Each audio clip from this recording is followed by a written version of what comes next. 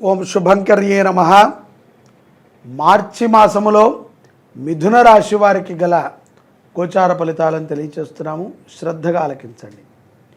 ఈ రాశి వారికి ఈ మాసములో శుభప్రదంగా ఉంటుంది. అయినప్పటికీ ఎందుకో తెలియదు విపరీతమైనటువంటి తొందరపాటుని ప్రదర్శిస్తూ ఉంటారు. వ్యాపారస్తులు, ఉద్యోగస్తులు కూడా ఏదో జరిగిపోతోంది అనేటువంటి ఒక హైరాణలో ఉంటారు. ముఖ్యంగా టకటక కుటుంబంలో ఆడవారికి సహాయాన్ని అందించేటువంటి స్త్రీలు, కుటుంబానికి సహాయంగా ఉండేటువంటి స్త్రీలు ఎవరైతే ఉంటారో వారు కూడా ఎందుకో తెలియదు సడన్గా మౌనమైపోతారు, ఏ పని చేయలేకపోతారు, నిరుత్సాహం పడిపోతూ ఉంటారు. కారణం చూస్తే ఏమీ ఉండదు. అదేంటండి శుభప్రదంగా ఉంటుందన్నారు, మళ్ళీ ఇలా చెప్తున్నారు అని అనుకోవచ్చు. అది స్వతహాగా మీరు చేసుకునేటువంటి కొన్ని ప్రభావాల చేత మీరు ఆ విధంగా తయారవుతున్నారు.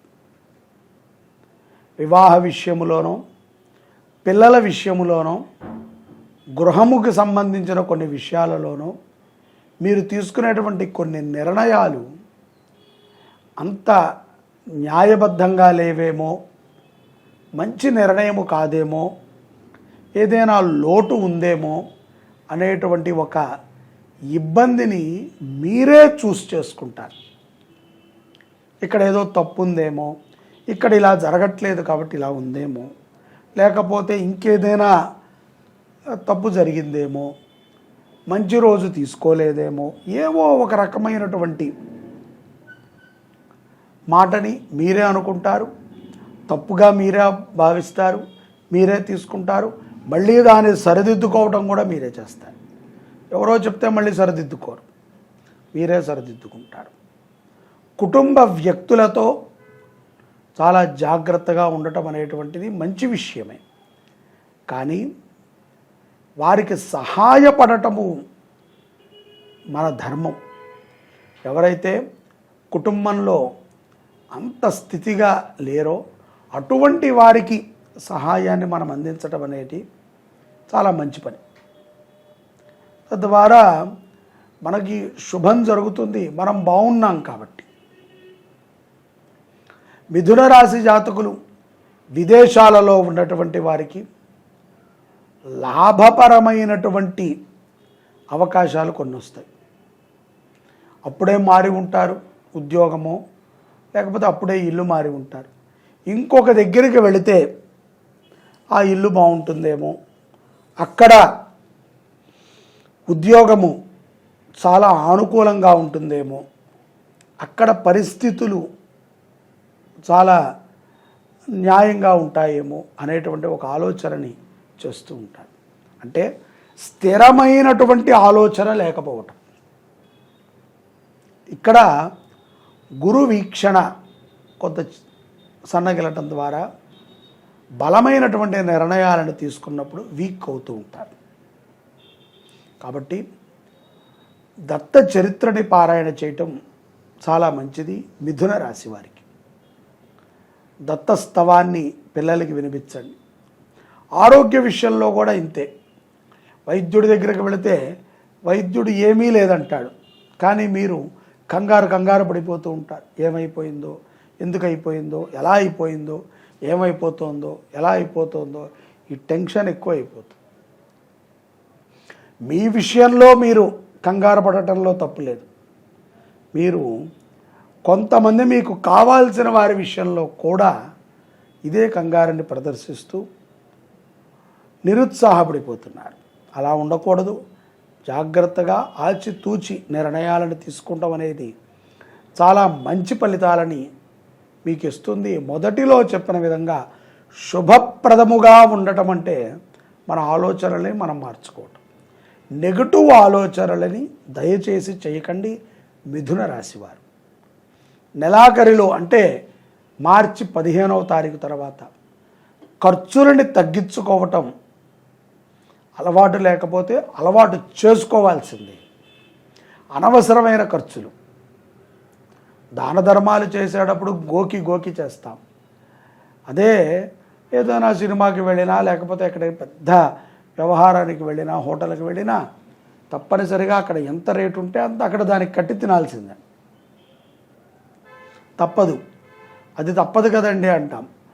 మనము ఎక్కడ ఖర్చు పెట్టాలో ఎక్కడ ఖర్చుని తగ్గించుకోవాలో కూడా మిథున రాశి వారు ఆలోచన చేయాలి. లేకపోతే కూర్చుని తింటే కొండలైనా కరుగుతాయి, తిండి కూడా కరిగిపోతుంది, కొండలు కరిగిపోతాయి. కాబట్టి ఖర్చుని తగ్గించుకోవటం మంచిది. రానున్న రోజులలో పిల్లలకి ఫీజులు కట్టాలి, భవిష్యత్ ప్రణాళిక స్పష్టంగా ఉండాలి. భవిష్యత్తు మీద ప్రణాళిక స్పష్టంగా లేదనుకోండి, అగమ్య గోచరం అయిపోతుంది. వ్యవహరించేటువంటి ప్రతి పని కూడా విజయప్రదముగా మనకి ఉండాలి అంటే ధనమే మూలం. కాబట్టి ఖర్చులను జాగ్రత్తగా పెట్టాలి. ఆడవాళ్ళు ముఖ్యంగా ఇళ్లల్లో ఉండేటువంటి మిథున రాశి స్త్రీలు ఉచిత సలహాలని ఎవరికి ఇవ్వకండి. మిమ్మల్ని అడగగా సలహా ఇవ్వటం మంచిది. అడగకుండా సలహా ఇవ్వటం అనేటువంటిది మంచిది కాదు. తొందరపాటులో ఎవరి విషయాలలో దూరినా ప్రమాదం పొంచి ఉంటుంది. తరచుగా మిథున రాశి వారికి స్వప్నములో మరణించిన వారు దర్శనాన్ని ఇస్తూ ఉంటారు. వీళ్లల్లో మరణించిన వారు లేకపోతే తెలిసిన వారు దర్శనాన్ని ఇవ్వటం మిమ్మల్ని బాధ పెడుతూ ఉంటుంది. ఏదో అసంతృప్తిగా మరణం చెందారేమో వారు అని మీరు అనుకుంటూ ఉంటారు. ఏదో మనము చేయాల్సి వచ్చి మనము చెయ్యలేదు కాబట్టి ఆ యొక్క ఆత్మ ఘోషిస్తోంది అని అనుకుంటారు. అటువంటి స్వప్నాలు వచ్చేటువంటి మిథున రాశి వారు తప్పనిసరిగా శనివారము కానీ, సోమవారము కానీ, మంగళవారం కానీ, శుక్రవారం కానీ దేవాలయములో అన్నదానాన్ని చేయండి మరణించినటువంటి వారి పేరు మీద. తద్వారా శుభం జరుగుతుంది.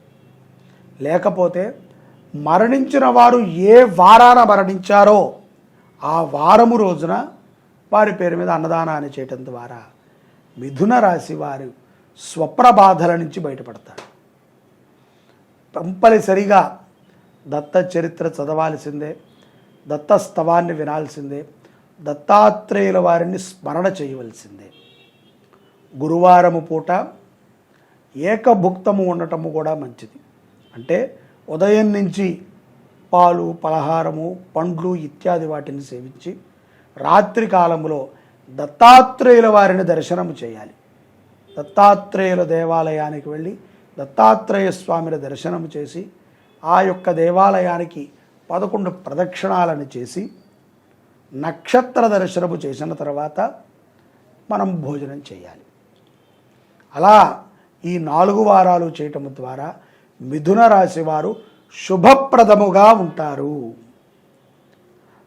నేను చెప్పినటువంటి కొన్ని ప్రభావాలు మీకు ఉన్నట్లయితే తప్పనిసరిగా చేయండి. ఇవన్నీ మీరు సులభంగా చేసుకునేవే. ఎవరికో బ్రాహ్మణులకు ఇవ్వాలి, పండితులను వెతకాలి, ఏదో ఇంత దానాలు చేయాలి, ఇంత ఖర్చు ఏమీ లేదు. సులభంగా మీరు ఇంట్లో చేసేది. అన్నదానం ఎట్లా అవుతుందండి సులభంగా అంటే అనుకుంటే అవుతుంది, లేకపోతే అవ్వదు. మార్చిలో మనకి అత్యంత పవిత్రకరమైనటువంటి రోజు ఫాల్గుణ పౌర్ణిమ. చాలామందికి సంసిగ్ధత ఉంటుంది. 24వ పౌర్ణిమ 25 అని.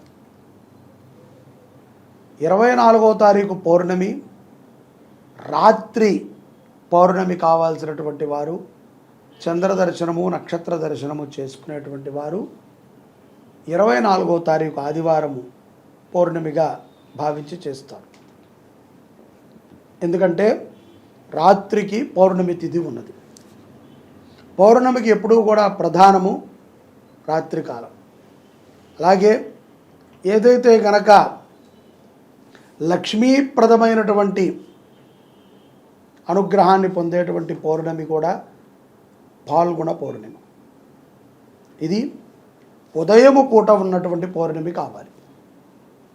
కాబట్టి సోమవారము పాల్గొన మాసములో 25వ తారీఖు సోమవారం రోజున ఉదయము లక్ష్మీ పూజ ఇత్యాది ధన పూజలన్నిటినీ కూడా చేసుకుని హోలీ పండగని ఆ యొక్క రంగులని జల్లుకుంటూ 9 విధములైనటువంటి రంగులు ఉంటాయి. ఈ 9 రంగులు 9 గ్రహాలకి సాంకేతికముగా ఉంటాయి. తద్వారా అలక్ష్మీ దోషాలని తొలగించుకున్నటకు పౌర్ణమి రోజున ఆ యొక్క లక్ష్మీ పూజని 25వ తారీఖు చేసి లక్ష్మీ అమ్మవారికి నైవేద్యంగా పెట్టి ఆ యొక్క పెట్టినటువంటి మధుర పదార్థాన్ని స్వీకరించి హోలీ ఆటని ఆడుకుని ఆ రోజున మాంసాహారాన్ని భుజించకూడదు. ఆ రోజున సాయంకాల సమయంలో దీపారాధన పెట్టిన తరువాత వారు కొంతమంది నృత్యాలని కూడా సంగీత నృత్యాలని కూడా ఆచరణ చేస్తూ ఉంటారు కొన్ని ప్రదేశాలలో. ఈ లక్ష్మీప్రదమైనటువంటి పాల్గొన పౌర్ణిమ చాలా గొప్ప విశేషం. లక్ష్మీ అమ్మవారిని మనము కటాక్షం పొందాలి. లక్ష్మీ అమ్మవారు అందరికీ కావాలి. అందులోన మనకున్నటువంటి దారిద్ర్య దుఃఖ లక్ష్మీలు తొలగి ఆనంద లక్ష్మీలు మనకు ప్రసాదించాలి. అవి మనకి ప్రవేశించాలి అంటే హోలీ పండగ తప్ప మరొకటి కాదు అనేటువంటి విషయాన్ని స్పష్టముగా మనం తెలుసుకోవాలి.